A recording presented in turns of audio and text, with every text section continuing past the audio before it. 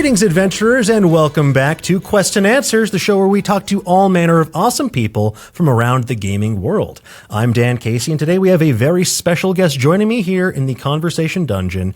Now, you've heard his mellifluous tone spinning yarns about all manner of terrifying tales right here on Geek and Sundry and elsewhere across the World Wide Web. If you look at your gaming shelf, you probably have something there that he helped bring into this world through companies like Hunter's Entertainment and Darrington Press, like maybe a little game called Daggerheart. Folks, please welcome Ivan Van Norman. Ivan, thank you so much for being here. Hey, man, that's great. I'm going to have to transcribe that and put that in like a biography somewhere. Right? That was impressive, man. Look, I just, if people don't toot their own horns enough, I used to play the trumpet, so allow me to toot away on your behalf. I am so bad at doing it myself. I will gladly, tie a rope around our legs forever and just keep you around to toot all day, sir. Yeah, I'll just take one of those like long horns they used to have in medieval halls and just announce your presence. Just reading out his LinkedIn profile. Brilliant. Oh man, to hear a medieval tone with LinkedIn would be actually. There's a skit. There has to be a skit. There definitely is. So, yes, someone out there has this market cornered. Yeah. Well, thanks, Dan. I appreciate you having me. It's been a hot minute. I enjoy all of our lovely conversations whenever we get to have them at various cons across the world all the time, and it's fun to be able to talk games with you a little bit. No, it's always a distinct pleasure to get to spend time with you talking about games, and today we're going to talk about games, gaming, the act of play. Mm-hmm. Now, you folks have a very exciting release that just came out. We're going to talk about that later on, Daggerheart. Yeah. Mm-hmm. But first, I want to take things all the way back. A new TTRPG has entered the world. But Ivan, when did you first get into the world of tabletop role-playing games? Man, this is the question, right? That is here at the moment. I. Like many people in the entertainment industry, and just to be fair, there is a lot of correlations between like trying to find the space and what has become a hobby, and then when that becomes, and this is a term someone gave me the other day, and I'm holding on to it, but when it turns from a hobby to a jobby, right? Boy. Oh, I know, right? that term getting thrown. Yeah. But like so many people, I came in with kind of like a dream and a passion, and a like not knowing what to do, but I'm just gonna do it kind of an attitude. So I think 15 years ago this year, I had graduated college with a bunch of nerds that I played D&D with. We were literally in a fraternity that played D&D. That would kind of tell you like how nerdy it was. But we had graduated. We were all in film school. We were all trying to like find our little niche in life. The writer's strike had just happened, right? Oh, yeah. The 2007, 2008 Wow, situation. Time is a flat circle. Woo! But we were all out trying to find work. And, of course, because we're trying to find work, we have a lot of time in our hand. And I had a buddy who was making games and was doing it, but we were kind of just playing his homebrew for fun, and we were kind of trying it out. And I had this moment where we were playing the game. I'm like, man, this is fun. Like, this is cool. Like, should we make it? Should we try to make it? And we all kind of were like wishy-washy about it because we didn't know we'd never printed a book before. None of us had done this really, but then I started to do that thing you do when you've learned a lot about marketing and when you've learned a lot about like small business and stuff, is you do research, right? Like, does this thing exist in the world already? And found out that lo and behold, it did not. No one had made the game that we were thinking about. And this is the original Outbreak Undead, which was a zombie survival simulation RPG. And at that time, the only other big zombie game that was out at the world was All Flesh Must Be Eaten from Eden Studios. And at that time, when we were looking at it, they had been out of print of the game for a couple of years. So we were like, wow, this is a thing. And at that time, Max Brooks with like the Zombie Survival Guide was like hot. The remake of Dawn of the Dead was out, so everyone was talking about their zombie survival plan. Like that was a party conversation back then. So this was before Kickstarter.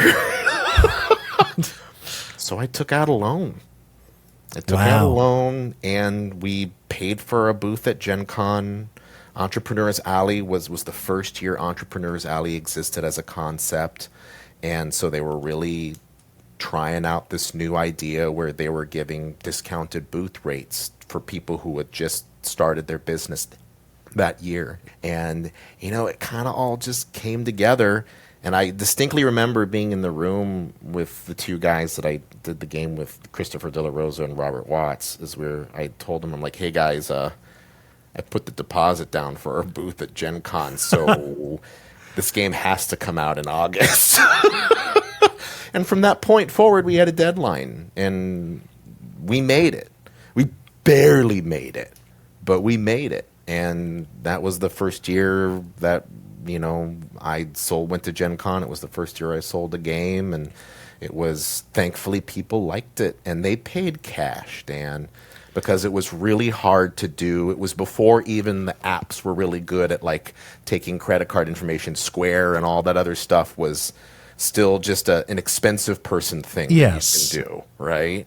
The iPhone was a relatively new concept. I was taking cards and going to like take imprint. Make a facsimile in triplicate. So that I could run it later, like in the night. And that's what we did. Is like we did the booth for 10 hours, and then I entered in card information the entire night. And that was my first Gen Con, right? So, but it just showed, because we were all so excited about making this idea become a reality. And I had such great support from our community who was excited for us to do this thing. And the big difference is that, we kind of captured a zeitgeist moment in which people were really interested in that kind of play, right? And that's a huge part of game design now, and it has been for the entertainment industry. So much about making a good game, it's also about identifying what makes the game unique and good. And two, is it serving a marketplace? Is it serving an audience who's interested in that kind of play? Or even more importantly, are you doing something unique that people didn't even realize that they would be excited about, right? And that doesn't always translate to gimmicks. There's plenty of gimmicks out there, but it's that like feeling and the facilitation of play that is so important when you are bringing a new game into the world, right? Yeah, and I love that idea about the facilitation of play, because one thing I love about tabletop role-playing games in particular, but you could extend that to board gaming and tabletop gaming in general, is by and large, it is a communal act.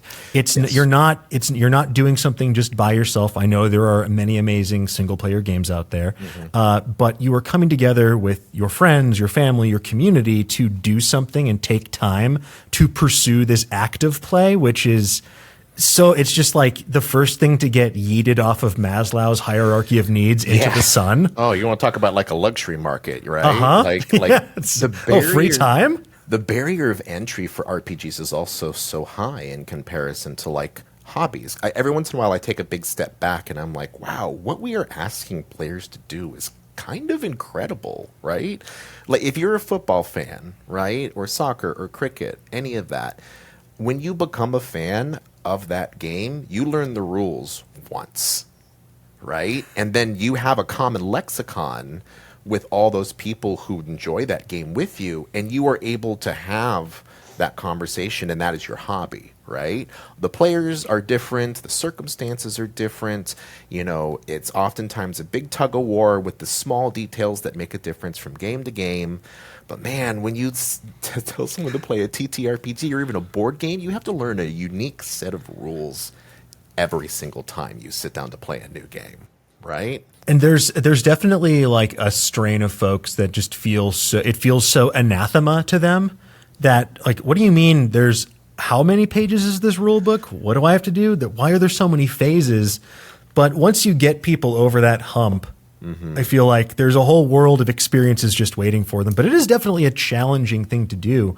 I'm curious, going back to the beginning, when you're talking about something like Outbreak Undead, what was the biggest challenge in translating your passion and experience as sort of like player and storyteller into something that felt like a viable gameplay experience? Yeah, and back then it was more like a gut feeling than it is. Like it's a lot easier to put it into like an ethos or put terms to it now. But back then when we were doing it, it was truly about like, well, what's fun, what is fun about this experience? And like saying it again, but like nowadays you can call it things like, well, what's the game loop, right? Like, what is the core experience you want your players to feel? But back then, for us, it was, okay, how do you simulate a zombie survival scenario? And what would make that cool? Oh, you can play yourself as a character? Okay, well, how do we do that? Oh, we can do a personality test that gives you like your 4 core stats when you're done. Oh, this feels fun. All right, now when I'm running games, it is literally about putting the player in that moment to experience that thing that people latch onto when they are looking into that genre. For zombie survival, it is, what would I do? How would I do it? And what are the challenges that I would experience being in my own world? So, dude, like the first cons we ran with this game, it was literally, you hear gunshots go off. What do you do? And that was the beginning of a session, right? Like you're at the con, what's happening? But that was the story that people were interested in telling their version of it, right?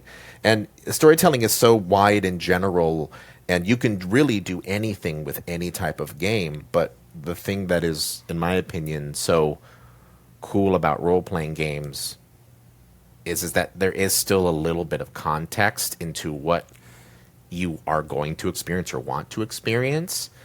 A lot of systems, let me try to put a little more like contrast around that, right? Like, it's, any game system has the capacity to do a lot of different genres. Mm-hmm. But I found that games do very well when they want to pick the genre or the experience they want the player to feel and do that really well, right?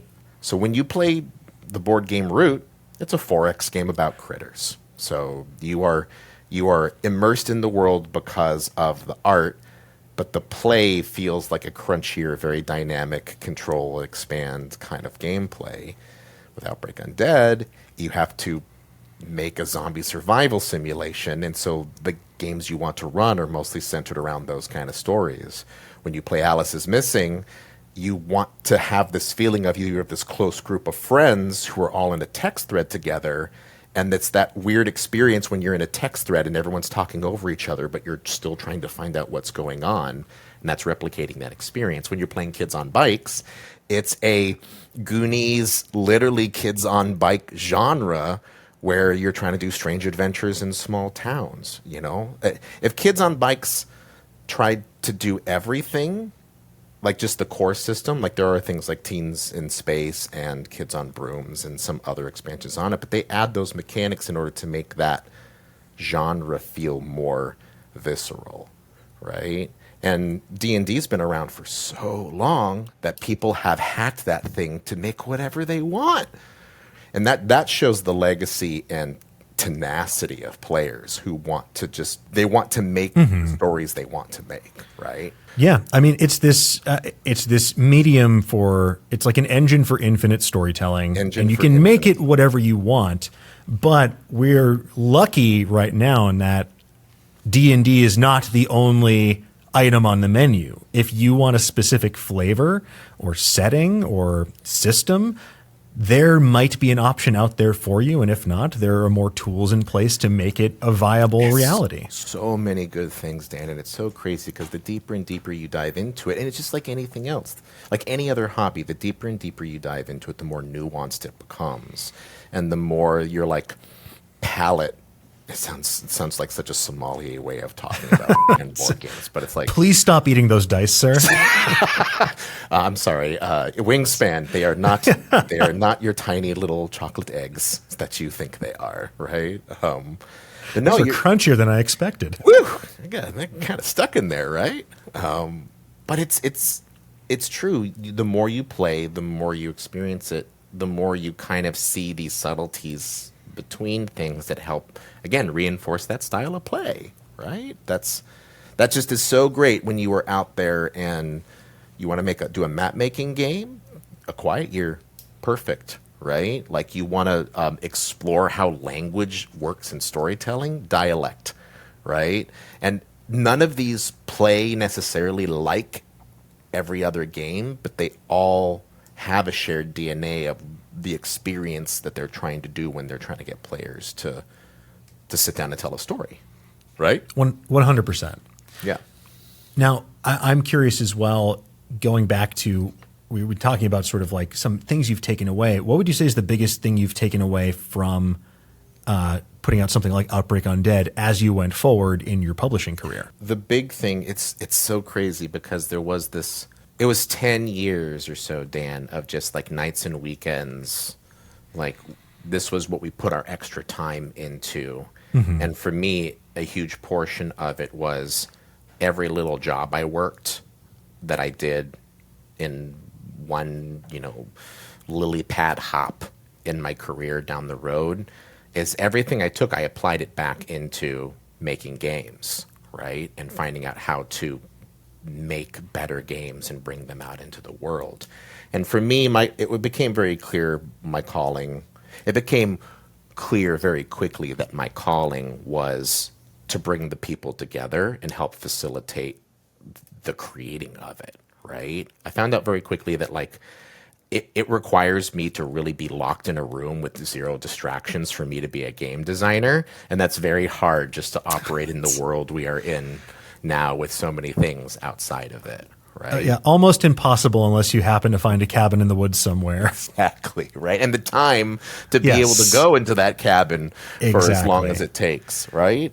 So I don't think it's impossible, but I have found that it is that everything I've done, whether it's like how to make a good Kickstarter video to like what's the right graphics you need to make in order to make a Kickstarter sing, right? What are the offerings you want to make without accidentally creating all of these ghost costs or these hidden costs that are going to sink the business model down the road, right? Like what is over designing and what is under designing when it comes to trying to, again, create like that experience that you want people to play. They have all come from not only like learning out in the wide world what those things are, but then applying them into the hobby of making games. Yeah. Right. So that's a very vague way of saying, Dan, everything. Of course. It's game design is iterative, and you take these iterations with you to the next one. It's still small business, dude. At the end of the day, like everyone's making games, but it's so hard because creatives are really good at being creative, right? But like an artist, like a sculptor, like anyone else in the world who is making a creative thing, sometimes it's really hard to take that step back and be like, okay, well now that I've made the thing, how do I bring it out into the world, right? Like not everyone can be Picasso and like just literally be prolific with their art everywhere and be a public figure, in addition to doing the work they want to do, right? You have to have people who can talk about it and make it available. And help the trains run on time, connect the dots. You need someone to help unite everything. You need Madame Web. Her web connects us all. There's an old saying that like or it's not an old saying, but it's a thing I am frequent in saying. It's just like there's a lot of for every Spielberg out there that's making something amazing, there's a Kathleen Kennedy executing that vision, right? I love that. That's 100%. Very, very true.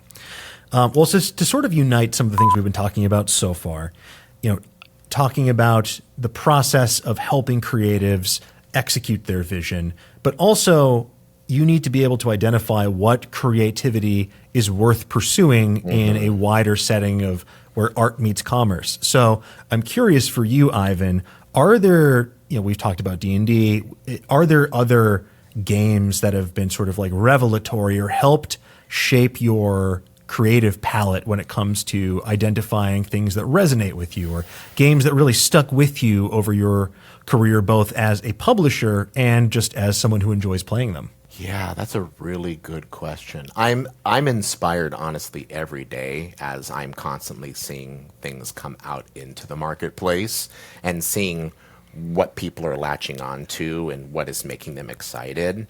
I think I'll give you the most recent one, right? I think the most recent one that I was shocked and delighted to see grasp the attention of the world and find a really passionate and engaging audience in which to show like, hey, this matters, right? Like people are into this, was Shadow Dark. Oh yeah. Right? I'll be honest, it's like there was a part of me that understood that there was a group of people who really were that old school cool and really enjoyed that like very heavy agency style of play, you know, where a pike and a halberd have very distinct rules mechanics around it, right? And, you know, I didn't know how much that audience was growing, just from my perspective and from the stuff I was reading and just the areas that I was engaging with on the regular. But man, when that Shadow Dark campaign hit, I was like, hell yeah. Hell yeah. Like, not only are you doing these really great things that are bringing that, like, old school cool vibe and feeling back into the marketplace, but you're doing these you know, these updates that really make it, that are acknowledging kind of the growth that storytelling and role-playing games have had over the last couple of decades. And people are responding to that. And they're putting their money down and they're saying, I want to play that.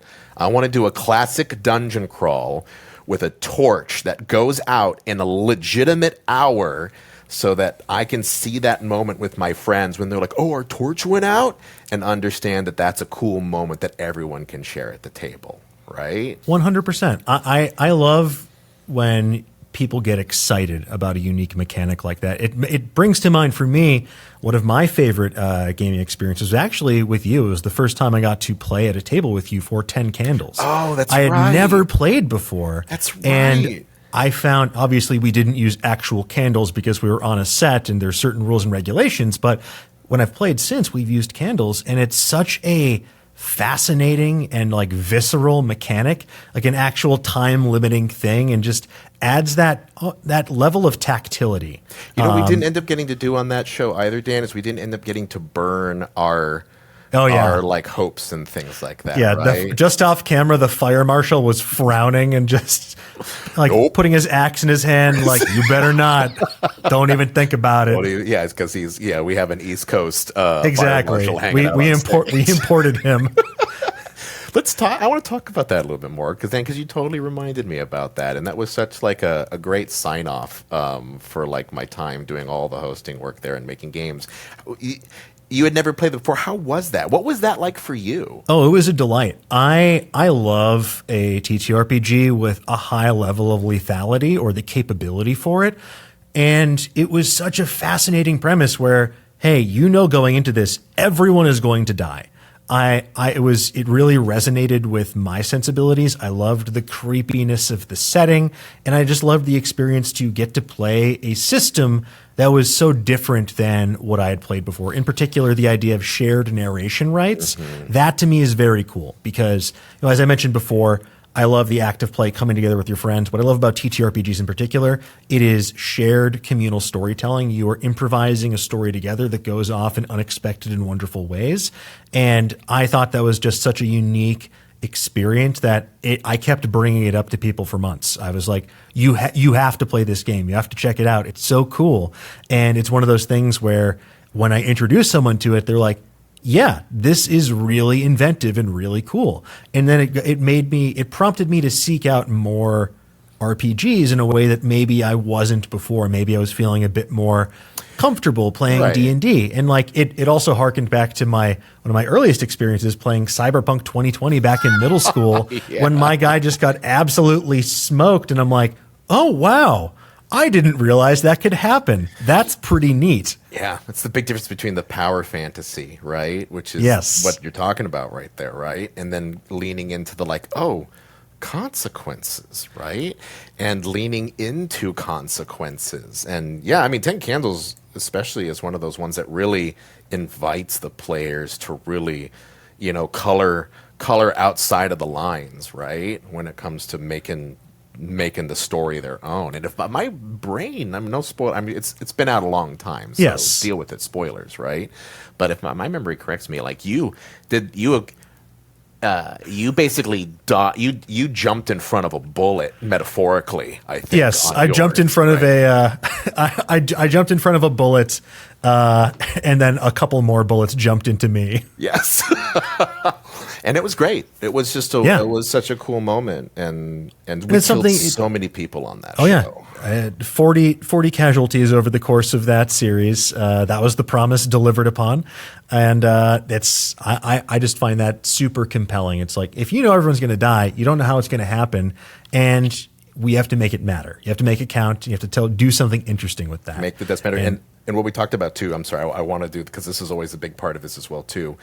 My favorite deaths were actually the ones that didn't matter. Or at least in the story, Yes. They were such the quiet deaths. They were the ones that were like uncelebrated. You didn't have this epic moment where you went out with explosions and things behind you. It was like, oh, and you drowned. Yeah. Right? And it's like, oh, because that like tears at the emotions, which is, in my opinion, like what makes horror games. When a horror game is run well, it is always about invoking those emotions, and sometimes those meaningless deaths have so much emotion behind it. Yes, because in this world we have agreed upon to create together, life goes on even if your death is meaningless, and it's very cool. It's a very cool thing to think about. Yeah, it's a thing. It's weird to be giddy about it, but it's so exciting when those moments happen. So, Well, speaking of cool moments and things to be excited about, I do want to talk about the big exciting thing that, as of this recording, is pretty new in this world, but has been long heralded, and that is Daggerheart. Right. So you have been helping to lead the charge over at Darrington Press, the arm of Critical Role that is creating all sorts of wonderful gaming experiences.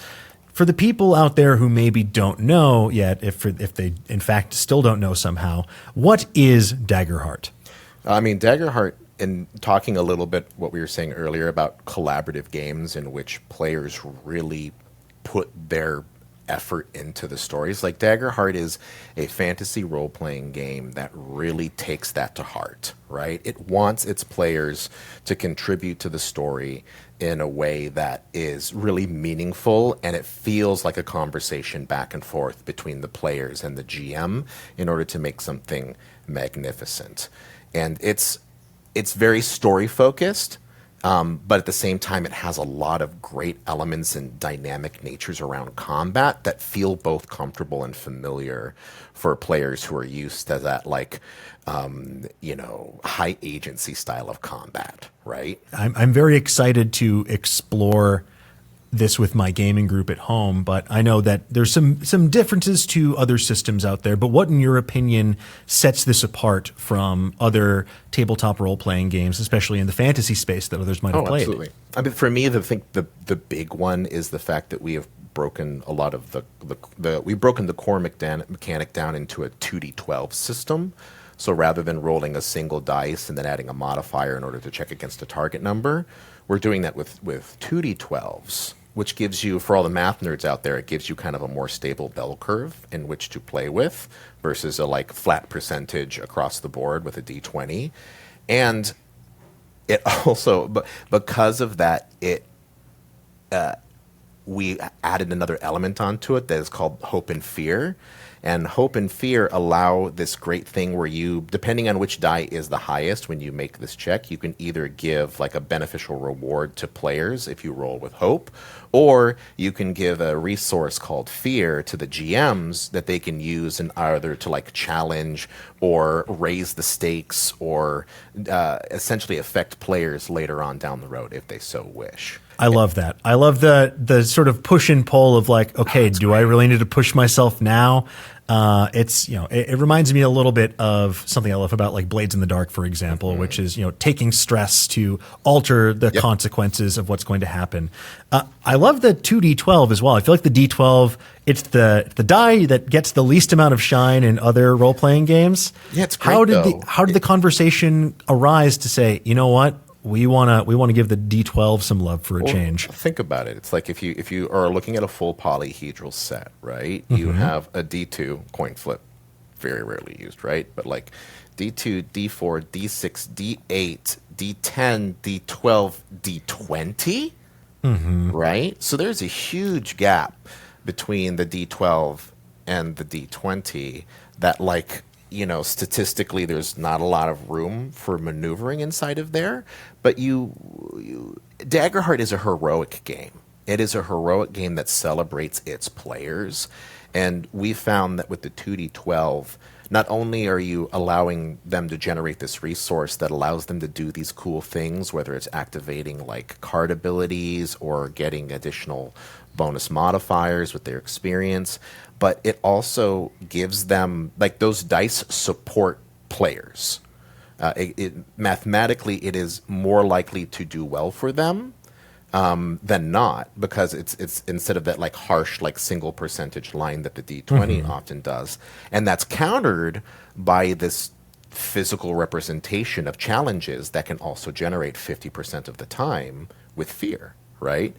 And the thing that came out of that that's also so beautiful is it allows this like very storytelling focused mechanic that is in a lot of other games, where you have this like succeed with consequences or fail with succeed with consequences, fail with consequences, and it's this succeed with fear, or succeed with hope, or fail with fear and fail with hope, where with your failing with hope, you may not exactly execute what you wanted, but you're still going to, be able to move the story forward with a hope and be able to have a positive impact inside of it as well too. So rather than this like binary success failure thing, which we're all but familiar to and we've been doing it for years, it gives it a little bit more of a spectrum where players have more room for interpretation on how things are going. And no matter what, and the designers are very fond of saying this, and it's a really great way of saying it, it's like every dice moves the story forward. Cool. Right? Yeah, in other games, there's nothing worse than feeling like you squandered your turn. I like the idea of, we were talking about this with 10 Candles as well, consequences aren't just a punishment, they move the story forward in an interesting way. Forward. You failed to pick the lock. Well, did you fail to pick the lock, or did it open, but it made such a big, loud sound that guards heard it nearby? Or, did you see another way out, but it's now being covered by like a defense system? Like, there's always a way to move the story forward. And if you as the DM have the permission, basically, to say, okay, well, this is a success with hope, so it went splendidly. Well, this was a success with fear, so there's got to be a consequence in here, right? Oh, you failed with hope? Okay, well, how can I move the story along, but not say there's a direct correlation between what you did and what you didn't do, right? Or did you fail with fear, which is just like, okay, that not only did you not do it, but then something bad happens as well, too. It didn't happen, and something worse will happen later, potentially. Right. But that's no different than rolling a 1 on a 20, right? No, I get it. This case, though, it's just there's a higher percentage of any of these 4 things happening in a session, right? I'm someone who, obviously, as like an end user, I'm always thrilled to see the final product, but I'm also someone that is very curious about the creative process and how the proverbial fantasy sausage is made. Yes, right. How long, give me a sense of what is the sort of like time scale of how Daggerheart went from concept to completion? Like, how long does it take to go from like an inkling of an idea to the book that we see before us? Oh, this is a game years in the making. And I think a lot of people, it's challenging because I think it's hard sometimes to realize that like iterative playtesting and design it's a marathon, right? In order to get it done. So we've been talking about a game like Daggerheart ever since Darrington Press was formed, right? Wow. We didn't know what the game was. We didn't know what it meant. We didn't know where it was going to go yet, but we knew as soon as I started Darrington Press that like we were open to something like this happening, right? And so when the right game came along, which was Spencer's design for Daggerheart, like it was just like, I remember looking at it and being like, here it is. Here it is. We found it. So now we just need to cook. We just need to let it cook. And it was a long journey with a lot of different elements being put into place in order to make it happen. And there is usually in game design, there's this moment where you're working on the rules as much as you possibly can, and then you get to the point where you execute the book. And when you have something that's just a loose concept, it can take a long time to get the game to the point where you're like, okay, we can commission art now. Yeah. Right. And even then, though, you still want to do a little bit of things like art and concept design and things like that. So you know what tone and what mode and what thing. And it all is just an investment is what it is. And it's, years in the making. That's the long way of saying it took a lot of people a lot of time to make this game. Well, it's very exciting that it is finally out in the world. I'm wondering, though, you mentioned part of this iterative process. What's one of the biggest ways it changed over the course of that iterative playtesting? Sure. I mean, it's even in its core mechanics, like there are just some things that were tweaked literally even up from the open playtest leading into the closed playtest, leading into the final delivery. Like the one we like to talk about all the time is armor, right? Like armor was just, we knew we needed something. We know we wanted like one other lever. And that when Spencer, when I talk to Spencer about this stuff all the time, it's like, well, how many knobs do we want to add to the game? Like how many things do we want people to track when they're actively playing the game? And we knew we wanted one more knob or lever outside of hit points. But we also didn't want it to become like a raw number deduction, super heavy math thing. So there was so many different versions of what armor looked like that could serve both of those masters at the same time. And when it finally did land on what it was like, it was such a ding, ding, ding, ding, ding moment, in order to like finally make that work. But yeah, I mean, like there was a lot more tokens. At some point, cards were literally on the character sheet and were like placed into them on the mat. So it kind of felt like you were, building your character by putting cards on the sheet. And then of course you actually play that and you're like, wow, these cards are just slipping off the sheet the whole time, right?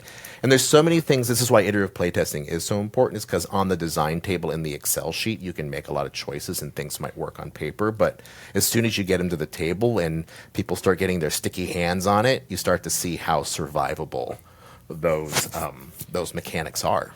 Right? Yeah, because you can think that you've created a perfect system and then players will just find like Kool-Aid Man through the wall and figure out a whole way to break it open. I mean, that is one of the reasons, and if I'm honest, one of the biggest luxuries that we had, and I'll be honest, a lot of people in the industry don't get, is the sheer amount of playtesting we were able to do, right?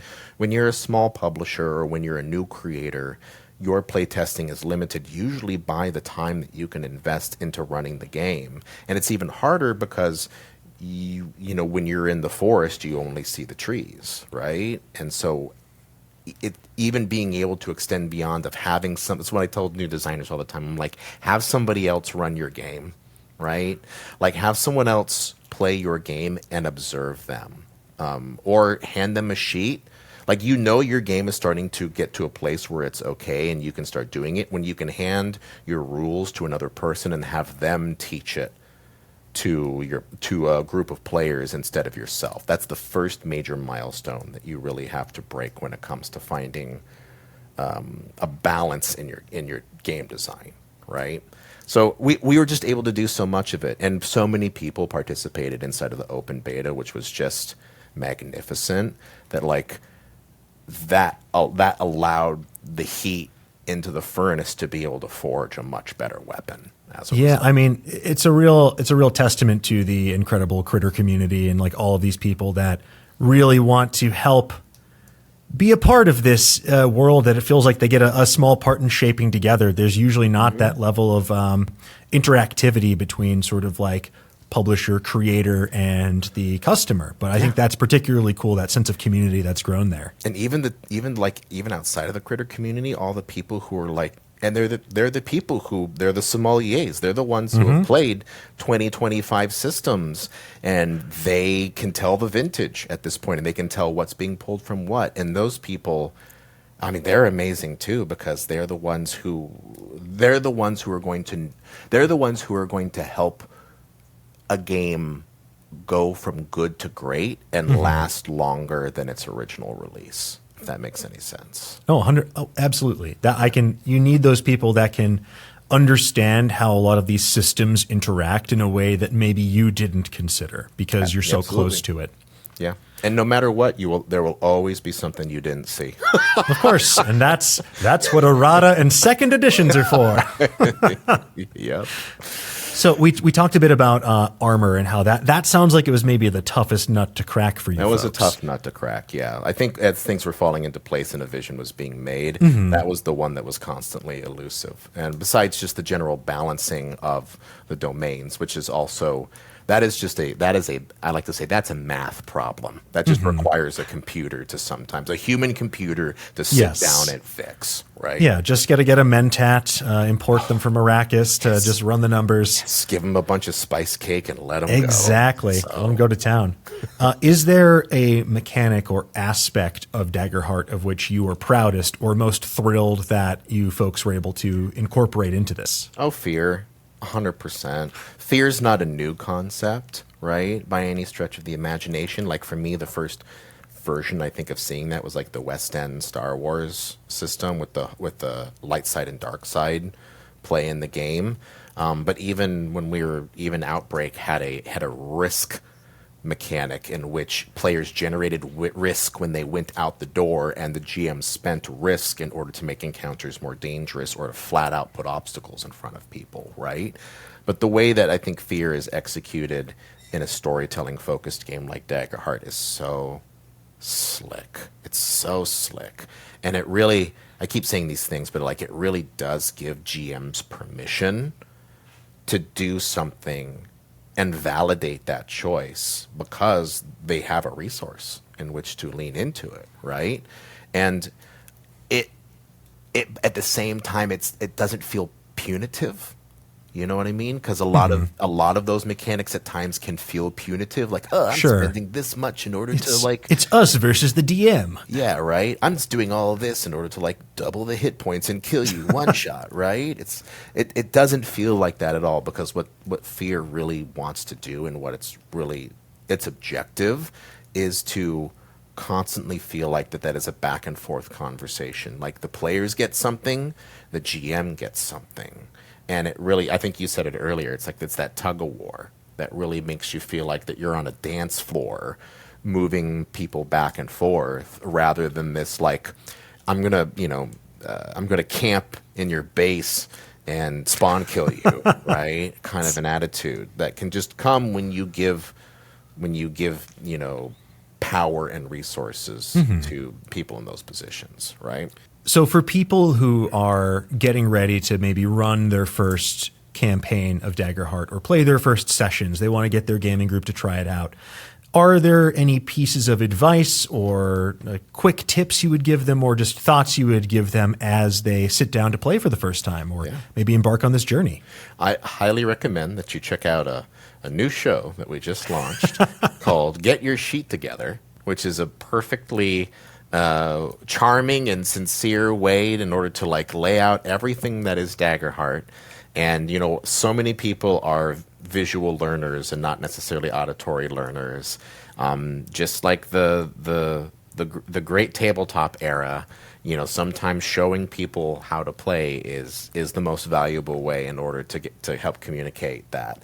So I would check out Get Your Sheet Together. It's a great way to learn Daggerheart in an episodic, couple minutes at a time situation. If you're curious about Daggerheart, but you don't want to like throw down the monies yet in order to invest inside of it, we do have our system resource document that's on our website that is part of our like community gaming license that you can check out and see again what are the core rules of this game and see if it's something that plays to your strength and it's something you're interested in. And if you're doing it for the first time, you can, and you like, again, it's one of those like, oh, do I want to get my free introductory course? Startplaying.games is hosting Daggerheart sessions constantly online. So if you're willing to throw down a little bit of money to be at a seat and have Daggerheart be played to you as a player so you can experience what the gameplay feels like, Those are all great ways to get started. Fantastic. And if people also want to see the cast play, you folks are also launching Age of Umbra, I think 8 episodes. 8 episodes, and it's a grim, dark world that Mr. Mercer put together, and we have that campaign frame. It's fun. The art's great. It's cool. Yeah. It's when I saw the trailer, I was like, I'm in. Let's go. Let's go. Let's do this. All right, I'm ready to see Matt run Dark Souls. Let's go. Yes, exactly. Well, Ivan, congratulations again to you and the entire team over at Darrington Press, Critical Role. So thrilled to see this out in the world. Can't wait to start my gaming group on this adventure as well. As we wind down, we always like to leave our listeners and viewers with some recommendations to spice up their next gaming nights. So obviously, Daggerheart notwithstanding, it's go pick it up. You can find it wherever fine games are sold. You heard the spiel. Go and check it out, right? Yes. So, Ivan, my question for you, what is one of your favorite TTRPGs that you think people might be sleeping on or should get more shine? Well, I think we talked about one of them, which is 10 Candles, right? And there's a lot of joy in that. I have a few. I'm going to do a few of them. One of them is a shameless plug as well, too, because I have to do it as well. I think it goes to show I never can answer this question without talking about Dread, right?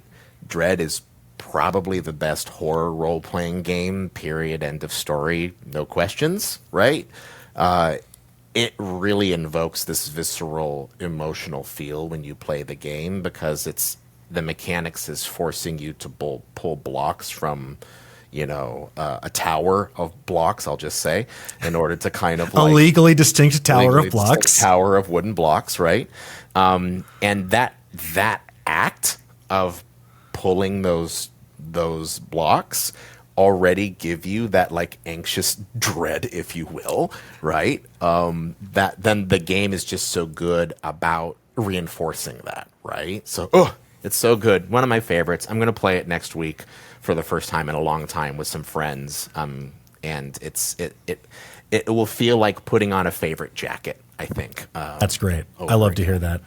I feel like I should give Hunters a little shout out. They have a great solo journaling game that's coming out called... Is this Sin Eater? Sin Eater, yeah, right? Oh, the art's so cool on it. And solo games are really finding a marketplace right now is what they are. And, whether they were designed for solo play or not, like it's just kind of a fun thing to be able to experience. I credit it a little bit to the lit RPG movement that's also happening in like books and fiction right now as well too. But like, it's just great. So Sin Eater's awesome. It has a very the art has a very Mork Bork kind of attitude towards it, but it is really about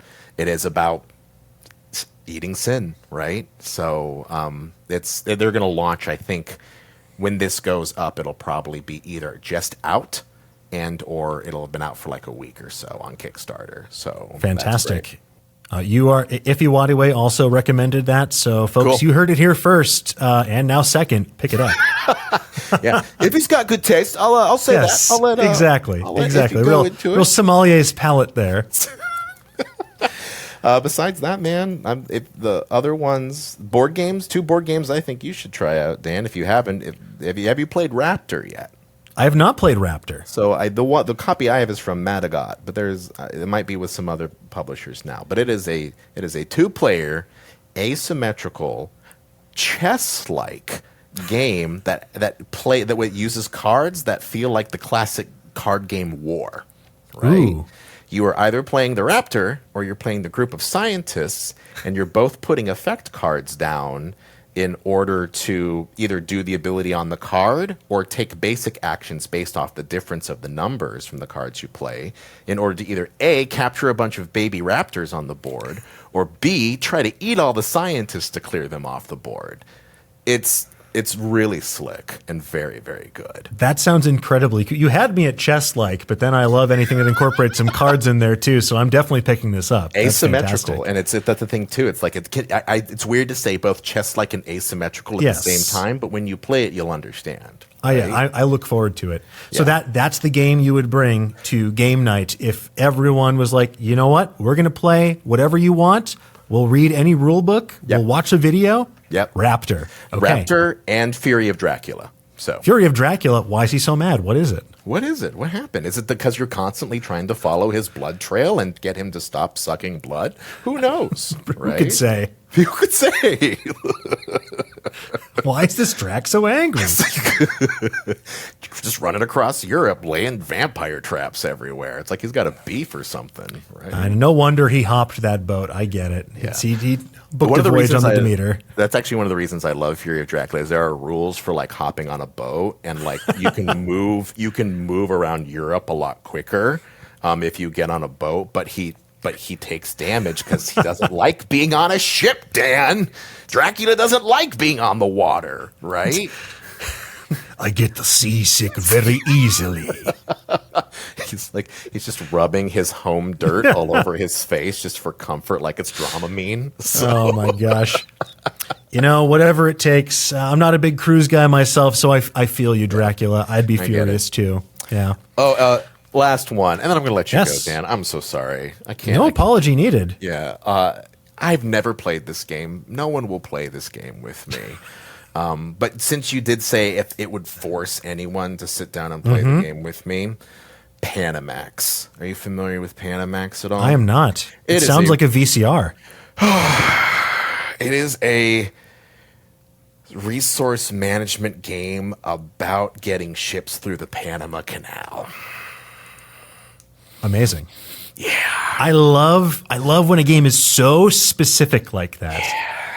You've got your Supermax ships that barely fit through, and you've got your basic ones, and there's the three little parts of the Panama Canal where it's like, okay, you can put ships in here and they can stay here, but you've got to take priority through the different lock steps. The rule book is huge. No one will invest the time with me, and I just want to play Panamax once. It's been in my shelf for 10 years. You know, It's just calling to you like the Green Goblin mask. see, it even made Jeremy leave. That's what it did as well too. So You know what? He got the sense we were wrapping things up. Yeah, it's fine. But speaking of wrapping things up, Ivan, thank you again for joining us today. I really appreciate it. Where can people find you on the World Wide Web if in fact you want to be found? I'm on the internet at Hydra_Lord in most social medias. And I think that's the best way of doing it. You can find me.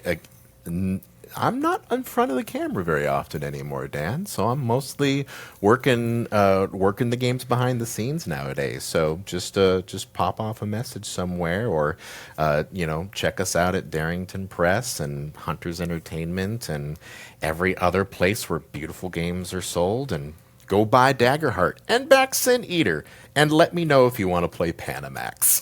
Yes, especially Panamax. Especially Panamax. Ivan, thank you again. Thank you, and to Dan. everyone out there, we'll be back with another question and answers each and every week right here on Geek and Sundry's YouTube channel or wherever fine podcasts are served. And thank you again to everyone for listening. But for now, folks, tell us, what games are you playing this week? What are you most excited to introduce to your table? Let us know in the comments, and we'll see you folks next time. Bye-bye.